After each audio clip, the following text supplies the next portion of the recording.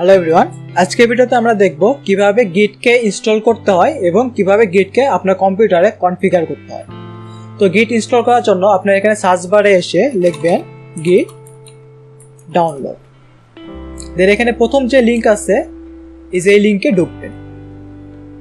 দেন এখানে দেখুন ডাউনলোড অপশনে এখানে কয়েকটা ভার্সন দেখা যাচ্ছে, ম্যাক ওএস, উইন্ডোজ ওএস এবং লিনাক্স ওএস। তো যেহেতু আমি এখানে উইন্ডোজ কম্পিউটার আছি, সো আমি এখানে থেকে উইন্ডোজ ভার্সনটি ডাউনলোড করে নেব। এখান থেকে click here to download the latest version, এখান থেকে ক্লিক করে আমরা এটি ডাউনলোড করে নেব।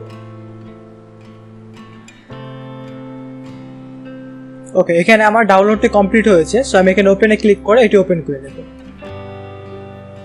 দেন এখানে ইয়েস এ ক্লিক করব। এখান থেকে লাইসেন্সিং এর সবকিছু যদি আপনার ইচ্ছা করে আপনি পড়ে নেবেন। দেন এখান থেকে ইনস্টলে ক্লিক করবেন।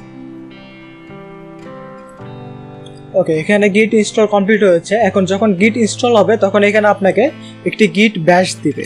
যদি আপনি এখানে গিট ব্যাশ লিখেন তাহলে দেখবেন এমন একটি গিট ব্যাশ দিচ্ছে। আপনি এখানে যদি ক্লিক করেন, এটি বেসিক্যালি আপনার যে সিএমডি আছে সেই সিএমডির মতোই। এখন এখানে আপনি চাইলে বিভিন্ন কমান্ডগুলো রান করতে পারেন। তো যদি আমি এখানে একটু জুম ইন করে নিই এবং এটাকে যদি একটু বড় করে দেই, এখন এখানে এসে আপনি লিখবেন গিট ড্যাশ ড্যাশ ভার্সন। দেন দেখুন এখানে আপনাকে একটি ভার্সন প্রিন্ট করবে। যদি আপনার এখানে ভার্সন প্রিন্ট করে তাহলে বুঝবেন আপনার গিট ইনস্টল কমপ্লিট হয়েছে, আর যদি ভার্সন প্রিন্ট না করে তাহলে বুঝবেন আপনার গিট ইনস্টল হয়নি, আপনি আবার এটি ইনস্টল করবেন। যদি আমি এখানে সিএমডি লিখি, এবার এখানে যে আপনাকে গিট ব্যাশে এটি ব্যবহার করতে হবে এমন না, আমরা চাইলে এখানে সিএমডিতেও কাজ করতে পারি। তো যদি আমরা এখানে লিখি গিট ড্যাশ ড্যাশ ভার্সন, দেখুন এখানে কিন্তু আমাদের গিটের ভার্সন শো করতেছে। এখন যখন আপনাদের গিটের ভার্সন এখানে দেখাবে মানে আপনার গিট ইনস্টল হয়েছে, এখন আপনাকে গিটকে কনফিগার করতে হবে। এখন আমি এখানে কিছু কমান্ড লিখতেছি, যে কমান্ডগুলো আমি ডেসক্রিপশনে দিয়ে দেবো, আপনি চাইলে সেখান থেকে দেখে নিতে পারেন। প্রথমে এগুলো একটু বড় করে নেই। ওকে, এখন এখানে লিখবেন প্রথমে গিট, দেন কনফিগ ড্যাশ ড্যাশ গ্লোবাল, তারপর ইউজার ডট নেম, এরপরে ডবল কোটেশনের ভিতর লিখবেন আপনার ফুল নেম লিখবেন।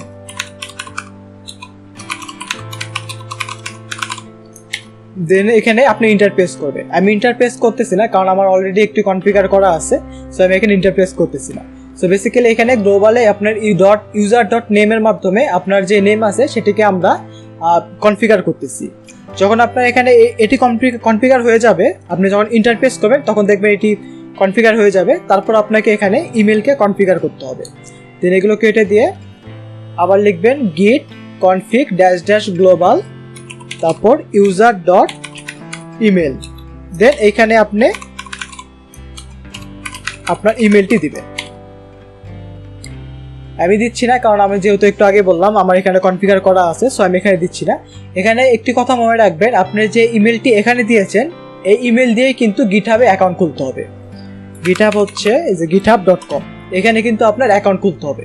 আমি এর পরের ভিডিওতে দেখাবো আপনি কিভাবে এখানে গিটহাবে অ্যাকাউন্ট খুলবেন। তবে মনে রাখবেন ওইখানে আপনি যে ইমেলটি ব্যবহার করেছেন এখানেও আপনাকে সেম ইমেলই ব্যবহার করতে হবে, কারণ আপনি যখন কোনো একটি প্রজেক্ট ওখানে পুশ করবেন বা পুল করবেন তখন আপনাকে অথেন্টিকেট করতে হয়। সো এখানে সেম ইমেল রাখাটা ভালো এবং সেফ। তো এখানে এই কমান্ডটি লেখার পর ইন্টারপ্রেস করবেন, দেখবেন আপনার এখানে কোনো এরর যদি শো না করে তাহলে বুঝবেন আপনার গিটটি কনফিগার হয়ে গিয়েছে। সো আজকের ভিডিও ছিল এই পর্যন্ত। সামনের ভিডিওতে আমরা গিট কিভাবে ব্যবহার করতে হয় সেটি দেখব।